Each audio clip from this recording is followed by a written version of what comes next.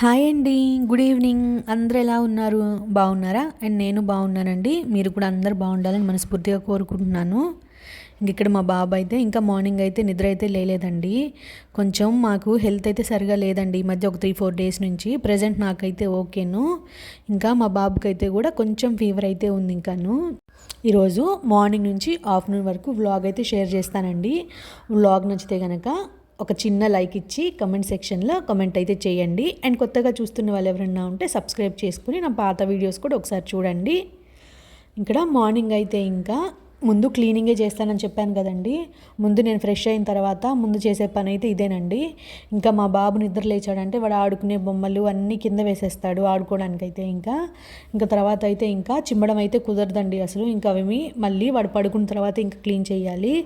So అందుకని నేను ముందు లేయంగానే అయితే మాత్రం ముందు ఈ పనే చేస్తానండి. బయట చిమ్మి ముగ్గేసేసిన తర్వాత ఫస్ట్ అయితే ఇదే చేసేస్తాను. చిమ్మేసిన తర్వాత ఇంకే పని అయినా కూడాను.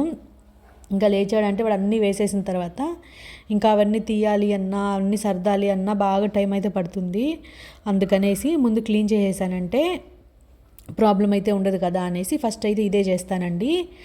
ఇంకేమిటంటే నిన్న మా బాబు హిమాలయ ఆయిల్ అనేది మసాజ్ ఆయిల్ ఉంటుంది కదా, అది వాడు కింద అయితే అంతా వేసేసాడు. సో నైట్ అయితే క్లీన్ చేయడం అయితే కుదరలేదండి, ఇల్లు తుడవడం అయితేను. అందుకనేసి క్లాత్తో తుడిచేసేసి ఇంకా పక్కనైతే పెట్టేశాను. సరే మార్నింగు లేచేటప్పటికి క్లీన్ చేసేద్దాంలే అనేసి మార్నింగ్ చేస్తున్నానండి. ఆయిల్ కదా కింద కొంచెం జారినా కూడా పడిపోతాం కదా అనేసి మార్నింగ్ అయితే ఈ పని కూడా చేసేస్తున్నానండి. యాక్చువల్గా అయితే నేను ఇలాంటి క్లీనింగ్ పనులు అయితే ఆఫ్టర్నూన్ అయితే పెట్టుకుంటానండి వాడు పడుకున్న తర్వాత. ఏంటంటే వాడు లేచున్నప్పుడు కానీ చేశానంటే వాడు వాటర్ ఉంటాయి కదా లైట్గా అవి జారి పడిపోతాడు అనేసి నేను ఆఫ్టర్నూన్ టైంలో అయితే పెట్టుకుంటాను. ఇక్కడ నైట్ రైస్ అయితే కొంచెం అయితే ఉంచుతానని చెప్పాను కదా కుక్కర్లో, సో అదైతే పెట్టేశాను. రాగి జావ కూడా కాసుకోలేదండి. రాగి జావ తాగి కూడా ఒక 4-5 డేస్ అయితే అయిపోతుంది. ఫీవరు కోల్డ్ అండి. సో ప్రెజెంట్ అయితే ఓకేను. ఓన్లీ డ్రై ఫ్రూట్స్ అయితే సోక్ చేసి అయితే పెట్టేశానండి. ఇంకా కిచెన్లోకి అయితే వచ్చేసాను. మా బాబుకి అయితే హాట్ వాటర్ అయితే పెట్టేశానండి. వాడికి లేయంగానే హాట్ వాటర్ అయితే బాటిల్లో పోసేసానంటే వాడు లేయంగానే తాగుతాడు కదా అనేసి వాడికి ఫస్ట్ వాటర్ బాటిల్లో అయితే వాటర్ అయితే పోసేస్తాను. ఇంకా బ్రేక్ఫాస్ట్ అయితే ఈరోజు ఇడ్లీ అయితే చేస్తున్నానండి.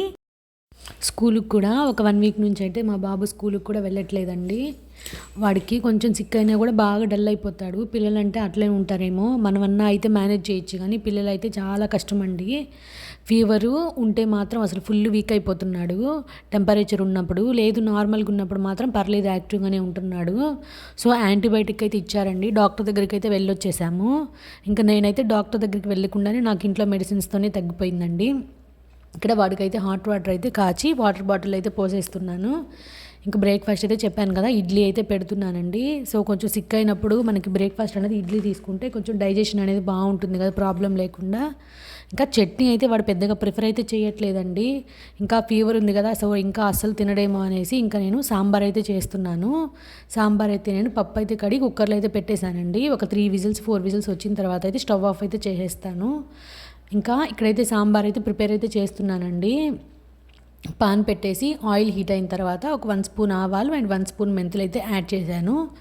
అవి కొంచెం ఫ్రై అయిన తర్వాత కొంచెం కరివేపాకు కొంచెం కొత్తిమీర కూడా యాడ్ చేసేసానండి. నార్మల్గా కొత్తిమీర అనేది లాస్ట్ యాడ్ చేస్తాను, బై మిస్టేక్లో కొత్తిమీర కూడా యాడ్ చేసేసాను. ఇంకా ఇక్కడ ఆనియన్ కూడా కట్ చేసి అయితే వేసేసానండి. యాక్చువల్గా నేను ట్రైపాడ్ అయితే పెట్టలేదండి, నేను హ్యాండ్తోనే అయితే వీడియో అయితే తీస్తున్నాను. ట్రైపాడ్ కూడా మా బాబు పాడు చేసేసాడండి, స్క్రూ అయితే అది మిస్ అయింది. సో అందుకనేసి నేను హ్యాండ్తోనే తీస్తున్నాను. సో అందుకని కొంచెం షేక్ అయితే వస్తుంది వీడియో. ఇంకా ఇడ్లీ సాంబార్ కాంబినేషన్ అనేది ఎంతమందికి ఇష్టం అనేది కామెంట్ సెక్షన్లో అయితే కామెంట్ చేయండి. ఇక్కడ ఆనియన్ ఫ్రై అయిన తర్వాత టమాటో పీసెస్ కూడా యాడ్ చేశాను. వెజిటేబుల్స్ అయితే ఆల్రెడీ కట్ చేసి అయితే పెట్టేసుకున్నానండి ముందుగానే. ఏంటంటే మా బాబు లేచాడంటే ఇంకా సరిపోతుంది వాటితోటి అనేసి ఇంకా నేను ముందుగానే కట్ చేసి అయితే పెట్టేసుకుంటాను డైలీ కర్రీ చేసేటప్పుడు. ఇంకా ఎక్కువైతే వేయట్లేదండి వెజిటేబుల్స్.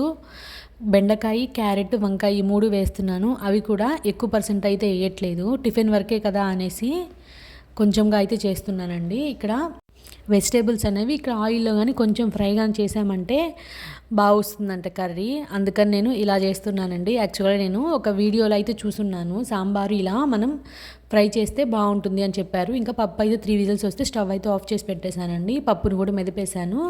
ఇంక ఈ కుక్కర్లోనే ఆల్రెడీ నేను ఫ్రై చేసి పెట్టినాను కదా వెజిటేబుల్స్, అవైతే దీంట్లో అయితే వేసేసాను.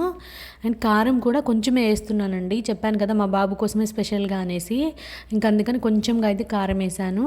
అండ్ కొంచెం పసుపు, రుచికి సరిపడా ఉప్పు కూడా యాడ్ చేసి దాంట్లోనే అండ్ థిక్నెస్ చూసుకొని వాటర్ అయితే యాడ్ చేసేసాను, ఒక 1 గ్లాసు.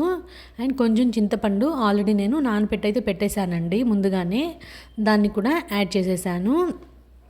ఇంకా కొంచెం తగినన్ని వాటర్ అయితే యాడ్ చేసుకొని, ఇంకా మనకి ఇడ్లీలో కంటే కొంచెం పలచగా ఉంటేనే బాగుంటుంది కదా అనేసి నేను కొంచెం పలచగానే అయితే చేస్తున్నానండి. ఇప్పుడు నేను గ్యాస్ విజిల్ పెట్టేసి ఒక 1 విజిల్ ఆర్ 2 విజిల్స్ అయితే సరిపోతుందండి. వెజిటేబుల్స్ అనేవి బాయిల్ అయిపోతాయి కదా అనేసి మళ్ళీ ఒక విజిల్ అయితే పెట్టేస్తానండి, సరిపోతుంది. ఇంకా చూసారా కర్రీ అయితే ప్రిపేర్ అయితే అయిపోయింది. చెప్పాను కదా కారం బాగా తక్కువ వేసేటప్పటికి కర్రీ కూడా మనకి పసుపుగానే అనిపిస్తుంది. ఇంకా ఇడ్లీ సాంబార్ అయితే ప్రిపేర్ అయితే అయిపోయిందండి. ఇడ్లీ నేను ఫస్ట్ టైము మిక్సీలో వేసానండి. మిక్సీలో అయితే నాకు కరెక్ట్గా రాదండి, అంటే స్మూత్నెస్ అయితే నాకు మిక్సీలో రాదు. అంటే ఫస్ట్ నుంచి గ్రైండర్ అలవాటు అయిపోయేటప్పటికి బాగా రాదు. సరే ఇంకా హెల్త్ కూడా సిక్ అయింది కదా, గ్రైండర్ తీసి కడిగి అంతా చేయడం కష్టమవుతుంది కదా అనేసి మిక్సీకి అయితే వేసానండి. ఇడ్లీకి రవ్వ కలిపి పెట్టేసి, కానీ బాగానే వచ్చిందండి. 80% 90% వరకు బాగానే స్మూత్గా మెత్తగానే అయితే వచ్చింది. ఇంకా బ్రేక్ఫాస్ట్ అయిపోయిన తర్వాత అయితే టీ అయితే పెట్టుకొని తాగుతున్నాం. అండ్ మా హస్బెండ్ కూడా ఇంట్లోనే ఉన్నాడండి. ఈరోజు హెల్త్ కొంచెం బాగాలేదు కదా అనేసి మా బాబుకి ఉండమని అయితే చెప్తే ఇంట్లోనే వర్క్ చేసుకున్నారు. ఇంకా వాషింగ్ మిషన్కి అయితే బట్టలు అయితే వేసేసానండి. బట్టలు కూడా 2-3 డేస్ నుంచి అయితే అట్లే ఉన్నాయి. సరే ఈరోజు వేద్దామని చెప్పేసి కొన్ని బట్టలు అయితే మిషన్కి వేసేసానండి. అవైతే ఎండబెడుతూ ఉన్నాను. ఇక్కడ మాకు వాషింగ్ మిషన్ అనేది బయటే ఉంటుందండి, ఆపోజిట్లోనే. లాంగ్ అయితే ఏం కాదు, అండ్ లోపల కూడా కాదండి, బయటే ఇట్లా ఓపెన్ ప్లేస్ ఉంటుంది కదా, సో అట్లనే తక్కువ డిస్టెన్సే ఉంటుంది. అక్కడ వేసేసుకొని ఇక్కడ మనం ఆరబెట్టేసుకుంటే సరిపోతుంది. పైన కూడా వెళ్ళనండి నేను, కింద వేస్తేనే సరిపోతుంది. అంటే ఎండ ఎక్కువ వస్తుంది కదా ఇప్పుడు 2-3 డేస్ నుంచి. మ్యాక్సిమం తక్కువ ఉన్నప్పుడు కూడా మార్నింగ్ వేసానంటే ఈవినింగ్ అయితే మ్యాక్సిమం ఆరిపోతాయి. ఇంకా పైకి వెళ్ళాల్సిన అవసరం కూడా ఉండదు. ఇంకా నేను బయట ఎండబెడుతుంటే మా బాబు కూడా బయటకైతే వచ్చేసాడు.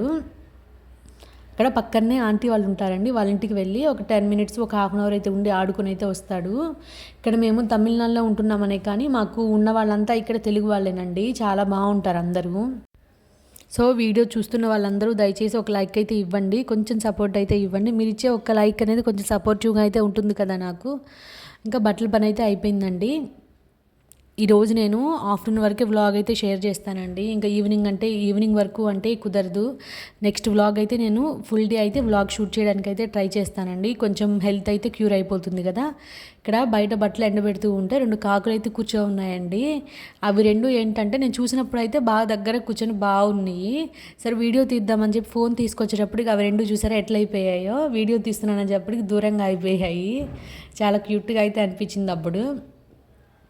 మీరు చూస్తారు కదా అనేసి కొంచెం వీడియో అయితే తీసాను. అలాగా చూసారా అవి దూరంగా వెళ్ళిపోతున్నాయి. స్టార్టింగ్ అయితే అవి దగ్గరలో బాగున్నాయి. అవి నేను చూస్తుంటే వాడు కూడా వచ్చేసి మా బాబు చూస్తూ ఉన్నాడు. ఇంకా లంచ్ అయితే ప్రిపేర్ చేస్తున్నా అండి. కుక్కర్లో అయితే రైస్ అయితే పెట్టేశాను. ఇక్కడ నేను చికెన్ కర్రీ అయితే చేస్తున్నానండి. మా బాబుకి సాంబార్ రైస్ పెట్టేద్దాంలే అనేసి చెప్పాను కదా, ఈ మధ్య 4-5 డేస్ నుంచి ఫుడ్ కూడా కొంచెం సరిగా అయితే తీసుకోలేదు, కొంచెం తగ్గింది కదా, బాగుంది అనేసి చికెన్ కర్రీ అయితే చేసుకుందాం అనేసి ఇక్కడ ప్రిపేర్ అయితే చేస్తున్నానండి. ఆనియన్ అండ్ టమాటా అయితే కట్ చేసి పెట్టేసి మిక్సీకి మసాలా అయితే వేసేసాను. ఇక్కడ కర్రీ కూడా పెద్దగా అయితే వీడియో అయితే ఏం షూట్ చేయలేదండి. నేను ఇంకొకసారి మీకు ఈ కర్రీ అనేది షేర్ అయితే చేస్తాను. సో నెక్స్ట్ టైం అయితే ఈ రెసిపీ మీకు షేర్ అయితే చేస్తాను. అండ్ మ్యాక్సిమం కర్రీ అంటే నార్మల్గా అందరూ చేసేలానే చేశానండి. హెవీ మసాలా వేయకుండా నార్మల్గానే వేశాను. కాఫ్ కూడా వస్తుంది ఈసారి, ఎందుకో ఫస్ట్ టైము ఇంత కాఫ్ రావడము, ఎప్పుడు ఇట్లా లేదండి. మేబీ క్లైమేట్ చేంజ్ అవుతుంది కదా ఇప్పుడు మళ్ళీను, సో అందుకనే ఏమన్నా వస్తుందేమో. ఇక్కడ దగ్గు అయితే హెవీగా ఉందండి. ఇంకా ఇదండి ఈరోజు వ్లాగ్ నచ్చితే కనుక ఒక చిన్న లైక్ చేయండి. అండ్ కొత్తగా చూస్తున్న వాళ్ళు ఎవరైనా ఉంటే సబ్స్క్రైబ్ చేసుకొని కొంచెం సపోర్ట్ అయితే చేయండి. And thank you for watching. By by.